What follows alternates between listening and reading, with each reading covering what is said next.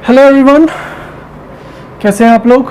हमने last video में देखा, हमने बेसिक्स ऑफ अकाउंटिंग पढ़े थे फर्स्ट वीडियो में।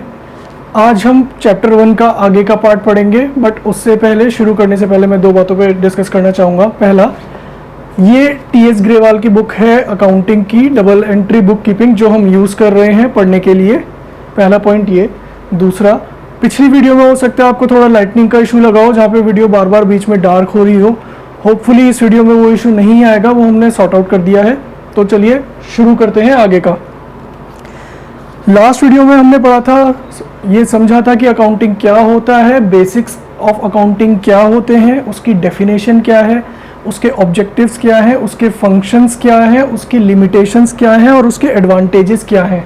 ठीक है, अब हम इस वीडियो में आगे से पढ़ेंगे। तो हम पहले डिस्कस करेंगे कि अकाउंटिंग की ब्रांचेस कौन कौन सी होती हैं। सो बेसिकली अकाउंटिंग की आपको 3 ब्रांचेस बताई हुई हैं। One is financial accounting,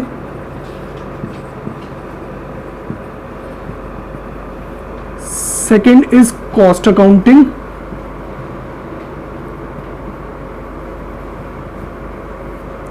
and the third one is management accounting.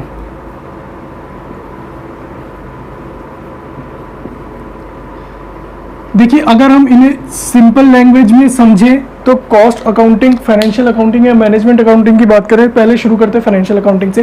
Financial accounting होता है किसी भी चीज़ का फाइनेंशियल टर्म्स में समझने के लिए जो अकाउंटिंग करी जाती है या जो रुपए से रिलेटेड अकाउंटिंग करी जाती है। सो इन अ सिंपल टर्म्स अगर मैं बोलूँ तो फाइनेंशियल अकाउंटिंग का आपका मतलब है जहाँ पर आप अपनी कंपनी के या अपने बिजनेस का प्रॉफिट या लॉस पता लगाना चाहते हो अल्टीमेटली, कि आपको कितना प्रॉफिट हुआ या कितना लॉस हुआ, आपने जो सामान बेचा वो कितने रुपए का बेचा, उसके लिए आपने कितने रुपए का सामान खरीदा था, कितनी आपने सैलरी पे करी, कितना आपने खर्चा उठाया, ये सब कुछ आपका आता है फाइनेंशियल अकाउंटिंग में। ठीक है, अब अगर हम बात करें कॉस्ट अकाउंटिंग की, तो जब हम सोच रहे हैं कि सब कुछ इसके अंदर आ जाता है, तो कॉस्ट अकाउंटिंग के अंदर क्या आता है। Cost accounting as the name suggest focuses on cost of things. So यहाँ पे आप किसी भी चीज की कॉस्टिंग निकालते हो कि किसी चीज को आपको बनाने की, किसी भी प्रोडक्ट या सर्विसेज को प्रोवाइड करने के लिए आपकी कॉस्ट क्या आई। ठीक है, किसी भी प्रोडक्ट को बनाने की, किसी भी गुड्स को बनाने की आपकी कॉस्ट कितनी आई, या किसी सर्विसेज को प्रोवाइड करने की आपकी कॉस्ट कितनी आई। कॉस्ट अकाउंटिंग जनरली आपका उन कंपनीज में यूज होता है जहां पर आपका कंपटीशन बहुत ज़्यादा होता है और आपको प्राइसेस कंट्रोल में रखने होते हैं। क्योंकि आपको अपने प्राइसेस भी कंट्रोल में रखने हैं, उसकी वजह से आप अपनी कॉस्ट को भी कंट्रोल में रखना चाहते हैं। अब अगर हम बात करें तो ऐसी कंपनीज कौन सी होती हैं या ऐसी इंडस्ट्री कौन सी होती है, तो उसके लिए सबसे बढ़िया एग्जाम्पल है आपका FMCG इंडस्ट्री। FMCG इंडस्ट्री क्या होता है, इस इंडस्ट्री में वो कंपनीज आती हैं जो आपका फास्ट मूविंग कंज्यूमर गुड्स बनाती हैं। फॉर एग्जांपल खाने पीने का सामान, तो जो जैसे ITC हो गया जिसके बिस्किट्स आते हैं, या कंपनी जो लेज बनाती है प्रोडक्ट्स, तो इन सभी तरीके के प्रोडक्ट्स में आपका कंपटीशन बहुत ज़्यादा होता है। बहुत सारे लोग मार्केट में ये प्रोडक्ट्स लेके आए हुए होते हैं, तो आपको इन प्रोडक्ट की सही कॉस्ट निकालना ज़रूरी होता है ताकि आप उस कॉस्ट को कंट्रोल भी कर पाए और उसके अकॉर्डिंगली प्राइसेस भी इस तरह सेट कर पाए कि आपको प्रॉफिट हो, लॉस ना हो। जहां पर आप कॉस्ट को समझ रहे होते हैं वो होती है आपकी cost accounting. Moving on, third पे आते हैं मैनेजमेंट अकाउंटिंग। मैनेजमेंट अकाउंटिंग कुछ नहीं है, इन दोनों का समेशन है, जहां पे आप फाइनेंशियल अकाउंटिंग और कॉस्ट अकाउंटिंग के बेसिस पे जो चीज़ें निकल के आती हैं, जो अल्टीमेट आंसर्स हमें मिलते हैं, उसके वो आंसर्स हम मैनेजमेंट को प्रोवाइड कर देते हैं ताकि वो उसके बेसिस पे डिसीजंस लेकर आगे डिसाइड कर पाए कि उन्हें कंपनी को किस डायरेक्शन में लेके जाना है, या अपने प्रोडक्ट की प्राइसिंग कैसे रखनी है, अपने प्रोडक्ट की कॉस्टिंग कैसे कम करनी है।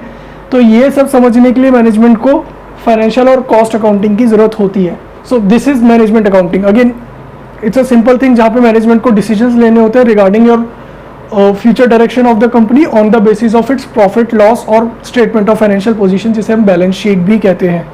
ठीक है, ये आपका होता है management accounting. Moving on, next topic पे आते हैं। नेक्स्ट टॉपिक जो हमें इसमें दिया हुआ है वो है difference between accounting and book keeping. So basically book keeping और अकाउंटिंग के बीच का हमें डिफरेंस जानना है कि इन दोनों के बीच में क्या डिफरेंस होता है। आपको याद होगा हमने लास्ट लेक्चर में बात करी थी, हमने लास्ट लेक्चर में डिस्कस करा था कि हमें अकाउंटिंग की डेफिनेशन क्या होती है। हमने डिस्कस करा था कि अकाउंटिंग की डेफिनेशन में जो लिखा हुआ था वो था accounting is an art of recording, classifying, summarising and interpreting the results thereof. तो समवॉट ये सारी चीजें लिखी हुई थी। तो हमारा जो डेफिनेशन थी, अगर हम एक बार उस डेफिनेशन के सारे पॉइंट्स नोट डाउन कर लेते हैं। सबसे पहला identifying of the financial transactions, ठीक है। देन आपको उनको मेजरमेंट करना था मनी की टर्म्स में, measurement in terms of money.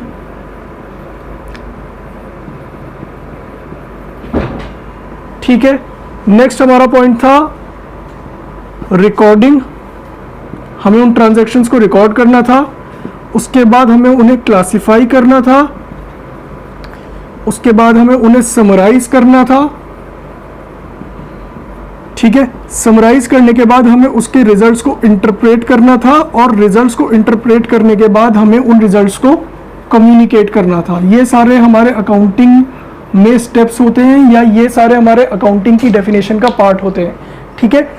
अब ये सारी चीजें हमने लास्ट वीडियो में समझ ली थी। आइडेंटिफाइंग ऑन ट्रांजैक्शन और इवेंट्स क्या होता है, कोई भी चीज जो मनी से रिलेटेड आपकी हुई है, आप पहले उसे आइडेंटिफाई करोगे कि हाँ ये ट्रांजैक्शन या इवेंट हुआ है। दूसरा, आप उसे क्वांटिफाई करोगे, आप उसे फिर मनी के टर्म्स में मेजर करोगे कि हाँ क्या हम उसे मेजर कर पा रहे हैं, और मेजर कर पा रहे हैं तो उसकी वैल्यू कितनी है। ठीक है। जो वैल्यू होगी उसे आप रिकॉर्ड करोगे, फिर उसे रिकॉर्ड करने के बाद आप अपने खर्चों को अलग अलग, या जो भी ट्रांजैक्शन या इवेंट्स है उन्हें अलग अलग क्लासिफाई करोगे।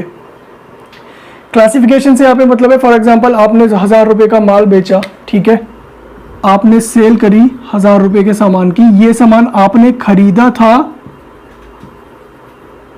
लेट्स से 800 रुपए का, ठीक है, और इसे बेचने के लिए आपको खर्चा और करना पड़ा, एडिशनल एक खर्चा करना पड़ा लेट्स से 100 रुपए का। अब यहाँ पे क्या है, यहाँ पे आपकी 3 ट्रांजैक्शंस हैं। ठीक है। आपने इन तीनों ट्रांजैक्शन को आइडेंटिफाई करा, पहले इन्हें मनी की टर्म्स में मेजर करा। मनी की टर्म्स में मेजर करने के बाद आपने इन्हें एक जगह लिख लिया। आपने ये सारी तीनों ट्रांजैक्शंस एक जगह लिख ली, बट इनको अब आपको अलग अलग क्लासिफाई करना होगा। अलग अलग क्लासिफाई करने से क्या मतलब है, आपको इन्हें इनके नेचर के बेसिस पे डिवाइड करना होगा। सो मेरी सेल लेट्स से एक जगह आ जाएगी, मेरी परचेज एक जगह आ जाएगी, और मेरा दूसरा खर्चा एक जगह आ जाएगा। जब मैं इन्हें अलग अलग रिकॉर्ड करूंगा, अलग अलग बुक्स में क्लासिफाई कर दूंगा, ये हमारा हो गया क्लासिफिकेशन। ठीक है। मैं इन्हें इनकी सेपरेट बुक्स में रिकॉर्ड करूंगा basis on their nature. This is the point which is classification. अब आते हैं कि यहाँ पे बुक कीपिंग और अकाउंटिंग का जो डिफरेंस है उसमें ये पॉइंट कहाँ से आता है। दोस्तों, ये सारे जो स्टेप होते हैं, आइडेंटिफाई करना, मेजर करना, रिकॉर्ड करना और क्लासिफाई करना, ये हमारा बुक कीपिंग का पार्ट होते हैं। ठीक है जी। इसके बाद के जो स्टेप हैं, इन्हें समराइज करना, इंटरप्रेट करना और इनके रिजल्ट्स को कम्युनिकेट करना, ये हमारा अकाउंटिंग का पार्ट होते हैं। तो असेंशियली पहले आपकी बुक कीपिंग होती है, उसके बाद जाके आपकी अकाउंटिंग होती है। ठीक है। अब जो हमें बुक में डिफरेंस दिए हुए हैं बुक कीपिंग और अकाउंटिंग के, वो देखते हैं और उन्हें पढ़ते हैं।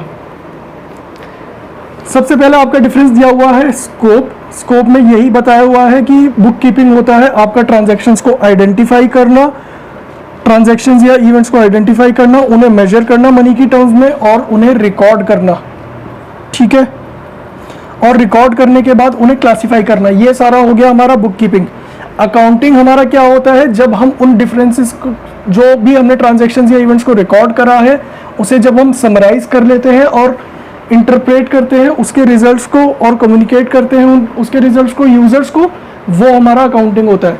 तो यदि मैं इस एग्जांपल की बात करूं, मैंने इन ट्रांजैक्शंस को पहले आइडेंटिफाई करा कि हाँ ये ट्रांजैक्शंस हुई हैं, देन मैंने इन्हें क्वांटिफाई करा मनी की टर्म्स में कि हाँ मनी की टर्म्स में ये इतने इतने रुपए की ट्रांजैक्शंस हुई है। ठीक है। उसके बाद मैंने इन्हें एक जगह लिख लिया, ये हो गया मेरा रिकॉर्डिंग। मैंने इन्हें इनके नेचर के बेसिस पे अलग अलग बुक्स में क्लासिफाई कर दिया, ये मेरा हो गया क्लासिफिकेशन। अब इसके बाद मैं इसके इस ट्रांजैक्शंस के जो भी रिजल्ट होंगे उन्हें समराइज करूंगा। अगर मैं यहाँ पे इसके रिजल्ट समराइज करूंगा तो इसका अल्टीमेट रिजल्ट निकल के क्या आएगा, 1000 रुपये का मैंने सामान बेचा, वो सामान मैंने 800 रुपये का खरीदा, उसे बेचने के लिए मुझे 100 रुपये का और खर्चा करना पड़ा। अल्टीमेट रिजल्ट क्या है, मुझे 100 रुपये का फायदा हुआ। ये 100 रुपये का फायदा जब मैंने ये प्रॉफिट निकाल लिया, this is summarising.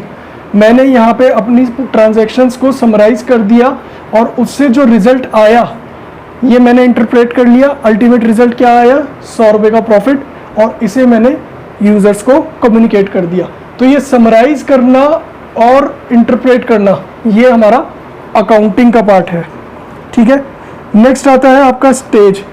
Book keeping आपकी प्राइमरी स्टेज है। ऑब्वियसली पहले बुक कीपिंग होगी तभी उसके बाद अकाउंटिंग हो पाएगी। जब आप ट्रांजैक्शंस को पहले आइडेंटिफाई करके, मेजर करके, रिकॉर्ड कर लोगे और क्लासिफाई कर लोगे, उसके बाद ही तो आप उनके रिजल्ट्स निकाल पाओगे।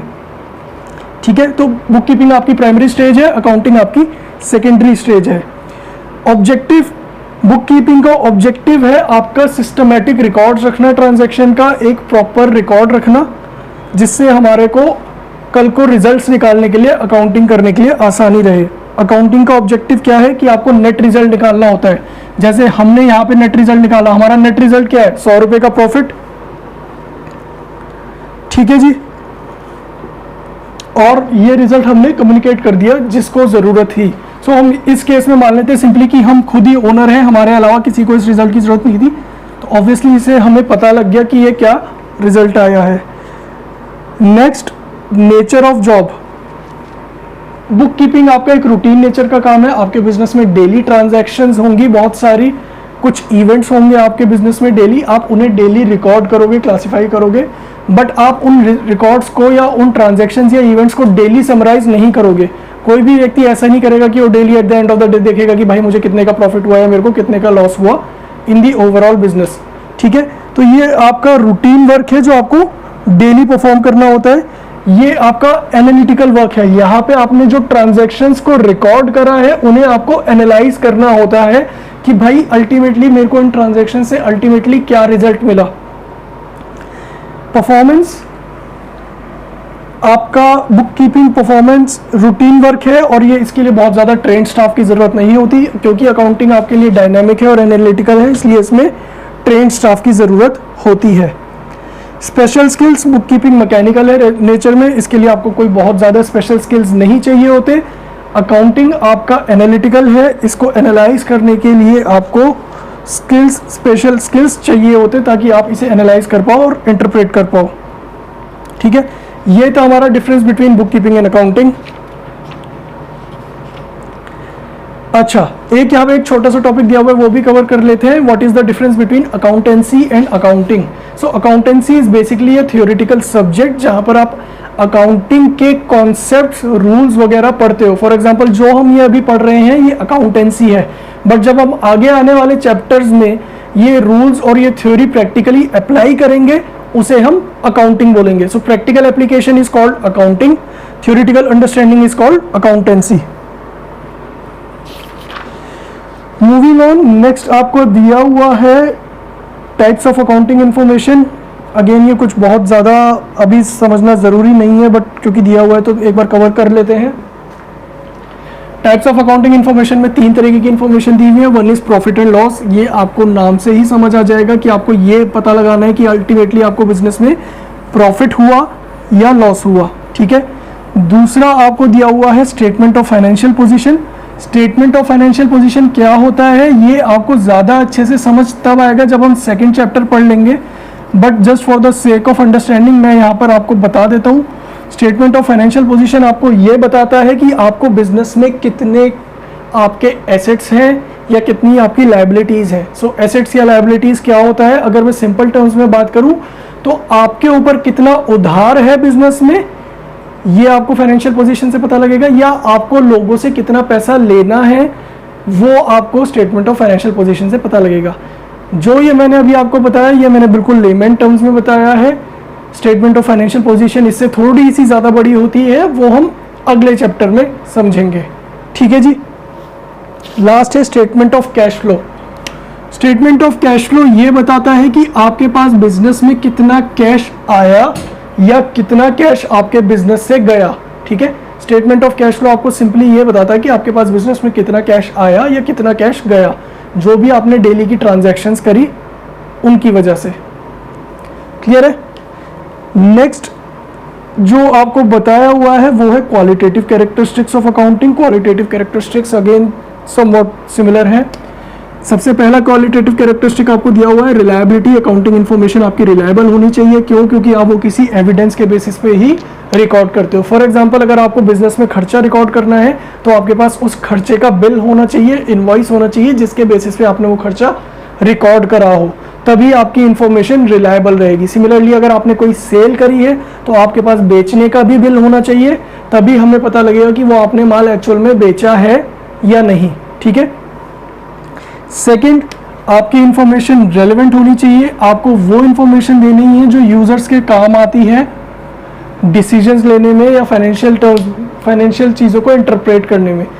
ठीक है, तो आपकी जो इंफॉर्मेशन है वो रेलेवेंट होनी चाहिए। तीसरा, अंडरस्टैंडेबिलिटी। इंफॉर्मेशन इस तरह लिखी होनी चाहिए कि वो सबको इजीली समझ आ जाए, आपको उसमें बहुत ज़्यादा दिमाग ना लगाना पड़े। तो यहाँ पर हम ये कहना चाहते हैं कि आपको अकाउंटिंग इन्फॉर्मेशन इस तरह रिकॉर्ड करनी है कि वो इजीली किसी के लिए भी अंडरस्टैंडेबल हो। Last, comparability. अगेन ये कंपेरेबिलिटी वही पॉइंट है कि आपकी इंफॉर्मेशन इस तरह होनी चाहिए कि आप उसे कंपेयर कर पाए। सो यहाँ पे कंपैरिजन किस चीज़ की बात हो रही है? यहाँ पे दो कंपैरिजन की बात हो रही है। एक हो रही है इंट्रा फर्म कंपैरिजन और दूसरा इंटर फर्म कंपैरिजन।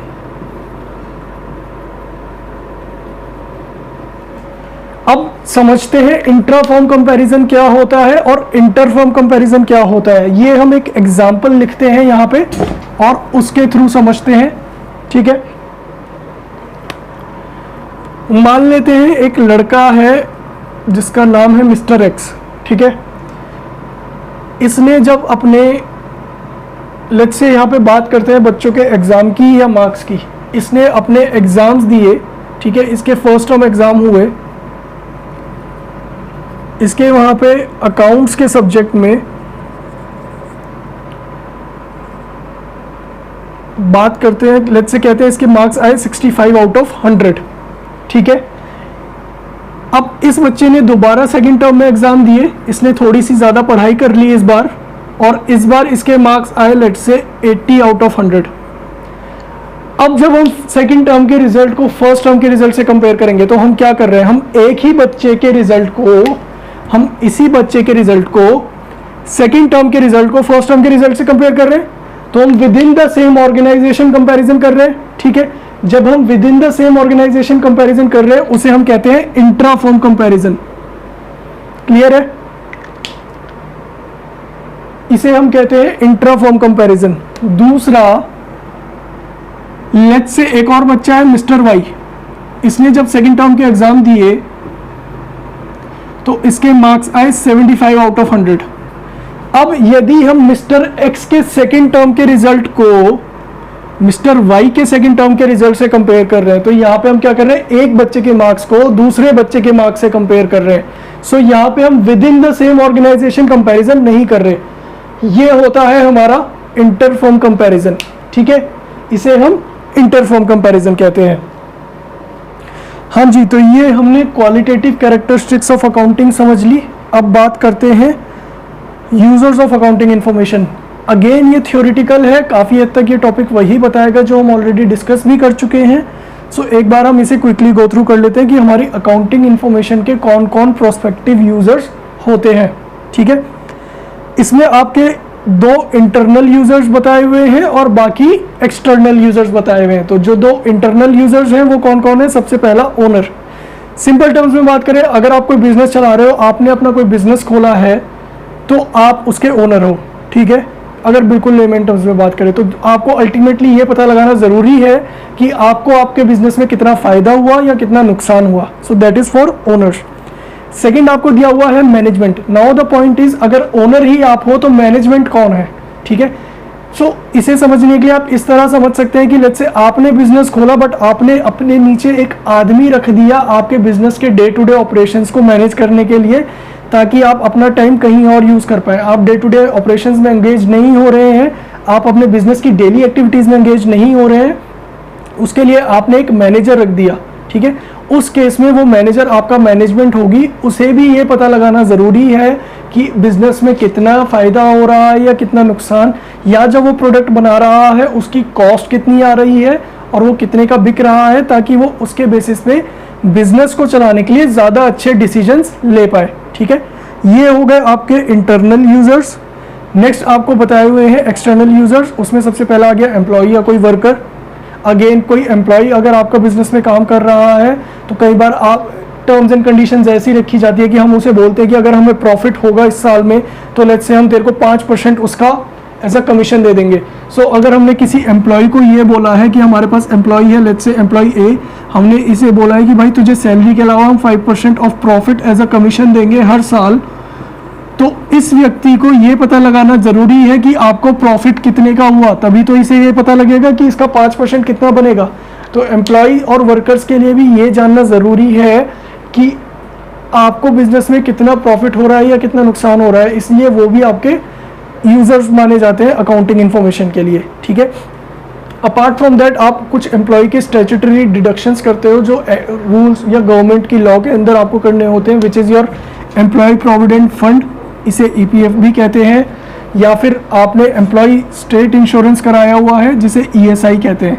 अगर आपने ये गवर्नमेंट के अकॉर्डिंग एम्प्लॉय के डिडक्शंस करे हैं तो एम्प्लॉय को ये पता लगाने के लिए कि उसका जो पैसा उसकी सैलरी से काटा गया है ये सरकार के पास जमा हो भी रहा है या नहीं, ये पता लगाने के लिए भी एम्प्लॉयज़ को आपकी अकाउंटिंग इन्फॉर्मेशन जानना ज़रूरी होता है। नेक्स्ट आपको एम्प्लॉयज़ के बाद बताया हुआ है इसमें banks and financial institutions. Obviously अगर आप किसी बैंक के पास जाओगे लोन लेने के लिए तो पहले वो ये पूछेगा कि भाई आपका बिजनेस कैसा चल रहा है, आपके बिजनेस की हालत क्या है, वो जानने के लिए उसे आपके बिजनेस की अकाउंटिंग इन्फॉर्मेशन चाहिए होगी। नेक्स्ट है आपके इन्वेस्टर्स एंड पोटेंशियल इन्वेस्टर्स। अगर आपके बिजनेस में किसी व्यक्ति ने पैसा लगा रखा है या कोई व्यक्ति आपके बिजनेस में पैसा लगाना चाहता है या आपका बिजनेस खरीदना चाहता है तो उसे ये जानना ज़रूरी है कि आपके बिजनेस की हालत कैसी है, आपका बिजनेस कैसा चल रहा है। बेसिस दैट इंफॉर्मेशन ही वो व्यक्ति आपके बिजनेस में पैसा लगाएगा। क्रेडिटर्स, जिन लोगों क्रेडिटर्स कौन सी टर्म है ये हम अगले चैप्टर में पढ़ेंगे, बट क्रेडिटर्स हम उस व्यक्ति को कहते हैं जिससे आपको उधार देना है, ठीक है। मतलब जिस व्यक्ति ने आपको कर्जा दे रखा है वो आपके लिए क्रेडिटर होगा, ठीक है। क्रेडिटर के लिए भी ये जानना ज़रूरी है कि आपके बिजनेस की हालत कैसी है ताकि उसे ये पता लग सके कि उसे उसका पैसा वापस मिल भी पाएगा या नहीं। गवर्नमेंट एंड अथॉरिटीज़, ये हम डिस्कस कर चुके हैं लास्ट वीडियो में। गवर्नमेंट को आपके बिजनेस की अकाउंटिंग इन्फॉर्मेशन क्यों चाहिए?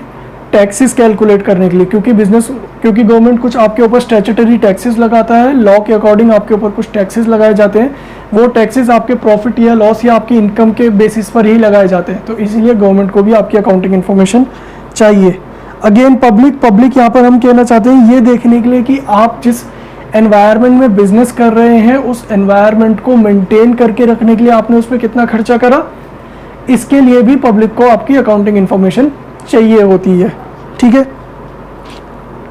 सो ये थे हमारे users of accounting information. Researcher एक लास्ट बचा है इसमें, वो मैं कवर नहीं कर रहा क्योंकि it's a plain simple thing जो लिखी हुई है। नेक्स्ट और लास्ट टॉपिक जो है इस चैप्टर का, अब उस पे आते हैं, which is systems of accounting. Systems of accounting में एसेंशियली आपको दो सिस्टम्स बताए हुए हैं जो हमारे अकाउंटिंग करने के लिए होते हैं, ठीक है। अकाउंटिंग करने के लिए आपको दो सिस्टम्स बताए हुए, एक है आपका डबल एंट्री। इस टॉपिक को थोड़ा ध्यान से सुनिएगा क्योंकि ये टॉपिक थोड़ा इंपॉर्टेंट है, यहां से आपको अकाउंटिंग कॉन्सेप्ट्स शुरू हो जाएंगे। एक है आपका सिंगल एंट्री सिस्टम, ठीक है। प्रैक्टिकल अगर बात करें, अगर हम प्रैक्टिकल एक्सपीरियंस की बात करें तो 99.99% केसेस में आपका डबल एंट्री सिस्टम ही यूज होता है, ठीक है।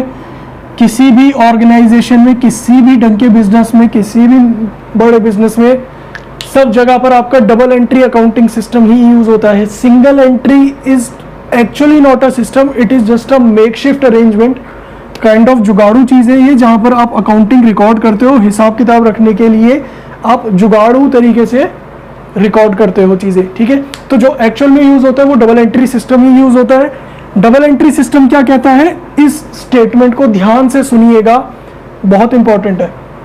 डबल एंट्री सिस्टम क्या कहता है? डबल एंट्री सिस्टम कहता है कि किसी भी ट्रांजैक्शन या इवेंट के मिनिमम 2 इंपैक्ट होंगे ही होंगे। ध्यान से सुनो, किसी भी ट्रांजैक्शन या इवेंट के एटलीस्ट 2 इंपैक्ट होंगे, ठीक है? मिनिमम 2 इंपैक्ट होंगे, 2 से ज्यादा भी हो सकते हैं, बट मिनिमम 2 इंपैक्ट होंगे ही होंगे। इसीलिए इसे हम डबल एंट्री सिस्टम कहते हैं, क्योंकि इसके अकॉर्डिंग हर एक ट्रांजैक्शन के 2 इंपैक्ट होंगे, जिसमें से एक होगा डेबिट, एक होगा क्रेडिट। क्या डेबिट होता है, क्या क्रेडिट होता है, या डेबिट क्रेडिट क्या है, ये हम आगे के चैप्टर्स में समझेंगे। आप फिलहाल इतना समझ लो, डबल एंट्री सिस्टम है जो सब जगह प्रैक्टिकली यूज होता है। पहला पॉइंट ये। दूसरा, डबल एंट्री सिस्टम आपका ये कहता है कि किसी भी ट्रांजैक्शन या इवेंट के मिनिमम 2 इंपैक्ट होंगे ही होंगे, ठीक है? So this is double entry system. Single entry system इसका ऑपोजिट हो गया। वो कहता है कि आपको किसी भी ट्रांजैक्शन या इवेंट के जरूरी नहीं है कि आप 2 इंपैक्ट रिकॉर्ड करो, आप केवल एक पार्ट भी रिकॉर्ड कर सकते हो। फॉर एग्जांपल, मैंने सामान खरीदा। अब यहाँ पे मैं आपको एक बहुत छोटा एग्जांपल बता रहा हूँ, ध्यान से सुनिएगा, डबल एंट्री और सिंगल एंट्री के फर्क के लिए। अगर आप लेट से बाजार गए, आपके पास 500 रुपए का नोट था, आपने 500 रुपए का सामान खरीदा, ये एक ट्रांजैक्शन हुई, ठीक है? इतना समझ आ गया, कोई दिक्कत नहीं है। अब आगे बात करते हैं। इस ट्रांजैक्शन में सिंगल एंट्री के हिसाब से क्या हुआ है?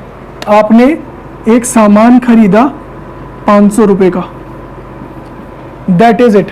आपने परचेज करी, 500 रुपए का सामान खरीद लिया, ये आपकी सिंगल एंट्री है। अगर इसी एग्जांपल को अब मैं डबल एंट्री के अकॉर्डिंग समझूं, तो डबल एंट्री में क्या हुआ है? आपने 500 रुपए का सामान खरीदा और उसके बदले आपने अपनी जेब से क्या दिया? कैश दिया। आपके पास से कैश गया, तो 500 रुपए का आपके पास सामान आया, विच इज माई परचेज, और 500 रुपए आपके पास से कैश चले गए। फर्क समझ आया डबल एंट्री और सिंगल एंट्री में? सिंगल एंट्री कहते हैं आपने बाजार से 500 रुपए का सामान खरीदा, आपने उसे परचेज रिकॉर्ड कर ली 500 रुपए।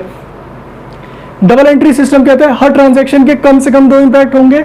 आपने यदि बाजार से 500 रुपए का सामान खरीदा, तो आपके पास 500 रुपए का सामान आ गया जो आपने परचेज में रिकॉर्ड करा, मगर इसके बदले आपकी जेब से 500 रुपए भी तो चले गए, वो भी तो आप रिकॉर्ड करोगे। तो आपने क्या करा? कैश भी रिकॉर्ड कर लिया 500 रुपए का। ये था आपका डबल एंट्री सिस्टम, ये था सिंगल एंट्री। ये आपका होता है लार्जली डबल एंट्री सिस्टम और सिंगल एंट्री सिस्टम में फ़र्क। इसी के साथ हमारा चैप्टर 1 यहाँ पे ख़त्म होता है। चैप्टर 2 में हम बेसिक अकाउंटिंग टर्म्स पढ़ेंगे, जो काफ़ी इंपॉर्टेंट होती हैं, जो आपकी रियल लाइफ में भी यूज़ होती हैं, तो उसे भी अब हम ध्यान से पढ़ेंगे। आगे जाते जाते आपका चैप्टर्स थ्योरेटिकल से कॉन्सेप्चुअल होते जाएंगे, प्रैक्टिकल होते जाएंगे। तो चलिए अब अगली क्लास में मिलते हैं और पढ़ते हैं बेसिक अकाउंटिंग टर्म्स।